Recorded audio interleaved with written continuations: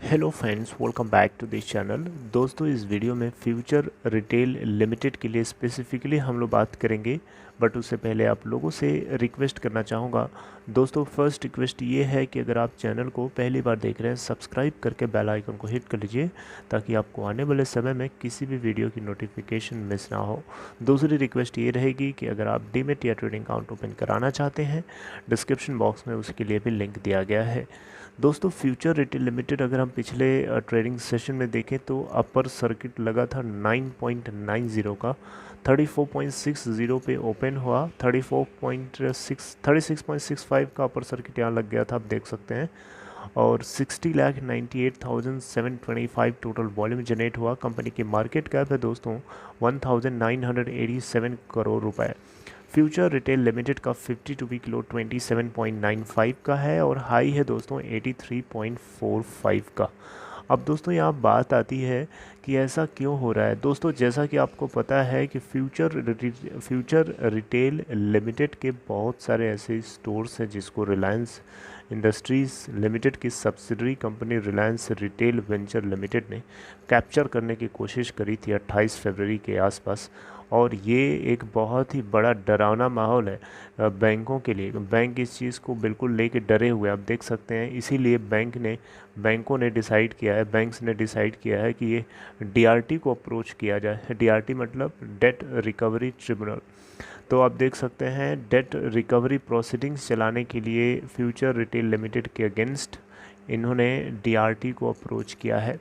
दोस्तों, डीआरटी का full form होता है डेट रिकवरी ट्रिब्यूनल। जैसा कि आपको पता है कि भारतीय बैंक्स यानी इंडियन लेंडर्स जिन जिन बैंक्स ने इन कंपनीज़ को, फ्यूचर ग्रुप की कंपनीज़ को लोन दे रखा है, तो उन सभी को इस समय डेट रिकवरी प्रोसीडिंग्स चलाना सेफ गार्ड लगता है उनको, उनके इंटरेस्ट को बचाने के लिए। रिलायंस क्योंकि इस तरीके से अनएक्सपेक्टेड मूव लेगा तो कल को कुछ और भी पुल कर सकता है। मेरी बात समझ रहे हैं? तो शायद इस चीज़ को या इस डर को ख़त्म करने के लिए बैंक्स ने ये कदम बढ़ाने की कोशिश कर रहे हैं। फ्यूचर ग्रुप और रिलायंस के बीच में डील को होने देने से रोकने के लिए 3.4 बिलियन डॉलर की इस डील को रोकने के लिए अमेज़ॉन ने हर तरीके से कोशिश करी है। और अभी भी ये Supreme Court, High Court, NCLT, Singapore International Centre, हर जगह ये केस अभी भी ऐसे ही पड़ा हुआ है। मतलब अभी भी इसका कोई कंक्लूजन पॉइंट फाइनल नहीं आ पाया है। कंपटीशन कमीशन ऑफ इंडिया से जुड़ी हुई एक खबर भी है, उसको भी रिसर्च करेंगे, उसके बाद हम उसके ऊपर बातचीत किसी दूसरे वीडियो के अंदर करेंगे। लेकिन यहाँ पे अगर आप देखें दोस्तों, तो रिलायंस ने जिस तरीके से कॉन्ट्रैक्ट्स को रिलायंस ने जिस तरीके से टेक ओवर किया फ्यूचर रिटेल लिमिटेड के स्टोर्स का, ये बताते हुए कि बहुत से ऐसे स्टोर्स है जिनकी जो लीज पेमेंट थी वो नहीं पे करी गई थी, और जिसकी वजह से रिलायंस ने इन सारे स्टोर्स को अपने नाम से कर लिया। इवन जो एम्प्लॉयज़ थे उनको जॉब देने के लिए, फ्रेश हायरिंग के लिए उन लोगों को अप्रोच किया। हालांकि फ्यूचर ग्रुप की तरफ से, फ्यूचर रिटेल लिमिटेड की तरफ से ये चीज़ क्लैरिफाई करी गई कि ये सरप्राइज़ है इस मूव को देख करके, और ये नहीं चाहेंगे कि रिलायंस इस तरीके का स्टेप ले इनके स्टोर्स को कब्जा करने के लिए।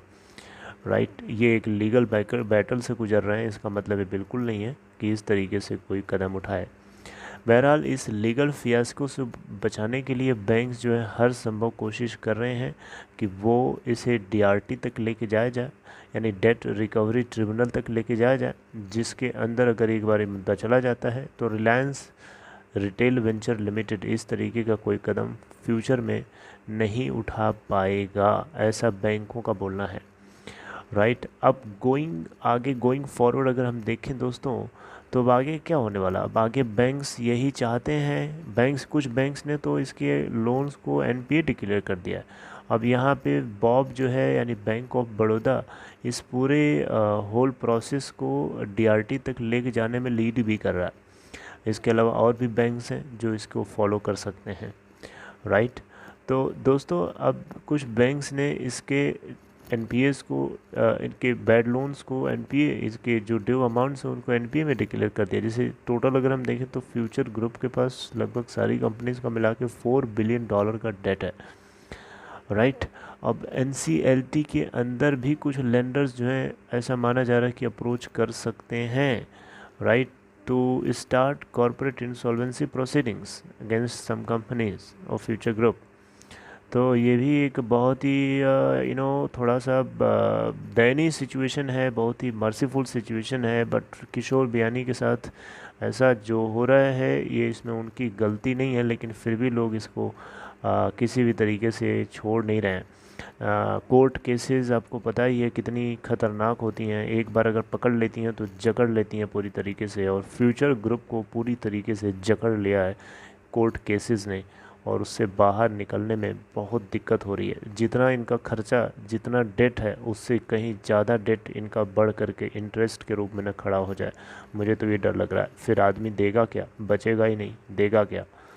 मतलब वेरी डेंजरस सिचुएशन है फ्यूचर रिटेल लिमिटेड के साथ में, और फ्यूचर ग्रुप और रिलायंस की जो डील है इसको लेकर के, होना है तो हो जाने दो, नहीं होना है तो भी कम से कम क्लियर कट बता देना चाहिए कोर्ट्स को, अगर वो डिसाइड नहीं कर पा रहे हैं। देखिए किसी के ऊपर सवाल खड़ा करना थोड़ा सा डिफ़िकल्ट होता है, लेकिन अब ये बात कोर्ट्स को भी सोचना चाहिए, सरकार को भी सोचना चाहिए, क्योंकि जो कुछ हो रहा है फ्यूचर ग्रुप के साथ उसमें फ्यूचर ग्रुप की कोई गलती नहीं है, राइट। फ्यूचर ग्रुप ने नहीं चाहा है कि वो किसी बैंक का डेट ना पे करे, वो तो चाहता है पे करना, बट प्रॉब्लम ये है कि कोविड-19 आ करके डिसरप्ट कर दिया पूरे सप्लाई चेन को, तो उसमें किशोर बियानी क्या कर सकते हैं। वो तो चाइना की गलती है, चाइना की वजह से वायरस पैदा हुआ, लेकिन भुगत भुगत कौन रहा है, एक आम इंसान, एक ईमानदार इंसान, एक हार्ड वर्कर। चलिए आगे कोई डेवलपमेंट आएगा तो मैं आप तक पहुंचाने की कोशिश करूंगा। बाकी आपकी क्या राय है इसके ऊपर कमेंट बॉक्स में चाहें तो बता सकते हैं। Take care friends, see you next time.